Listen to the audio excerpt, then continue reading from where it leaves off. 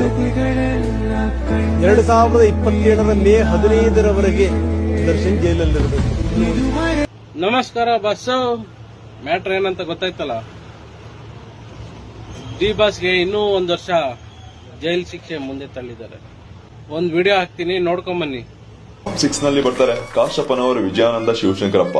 ಇವರ ಮೇಲೆ 11 criminal ಕೇಸಸ್ಗಳಿವೆ. Top 5 ನಲ್ಲಿ ಬರ್ತಾರೆ ಸಿಎಂ ಸಿದ್ದರಾಮಯ್ಯ ಅವರು. ಇವರ ಮೇಲೆ 13 ಕ್ರಿಮಿನಲ್ ಕೇಸಸ್ಗಳಿವೆ. ಟಾಪ್ 4 ನಲ್ಲಿ ಬರ್ತಾರೆ ಸಂತೋಷ್ ಸೇವ್. ಇವರ ಮೇಲೆ 14 ಕ್ರಿಮಿನಲ್ ಕೇಸಸ್ಗಳಿವೆ. ಟಾಪ್ 3 ಅಲ್ಲಿ ಬರ್ತಾರೆ ಡಿಕೆ ಶಿವಕುಮಾರ್. ಇವರ ಮೇಲೆ 19 ಕ್ರಿಮಿನಲ್ ಕೇಸಸ್ಗಳಿವೆ. ನೋಡ್ದಾ ಬಸ್ಸು, ಇಷ್ಟೆಲ್ಲಾ ಕ್ರಿಮಿನಲ್ ಕೇಸ್ಗಳು ಇಟ್ಕೊಂಡು ಆರಾಮಾಗಿ ತಿರುಗಾಡ್ಕೊಂಡಿದ್ದಾರೆ. ನಮ್ ಡಿ ಬಾಸ್ ಏನ್ ಮಾಡಿದ್ರು? ತಪ್ಪು ಮಾಡ್ತಿದ್ದವನಿಗೆ ಏನು ಮಾಡಕ್ಕಾಗ್ದಿರೋ ಈ ಕಾನೂನು ನಮ್ ಡಿ ಬಾಸ್ ಒಳಗೆ ಹಾಕೊಂಡು ರುಬ್ತಾ ಇದೆ.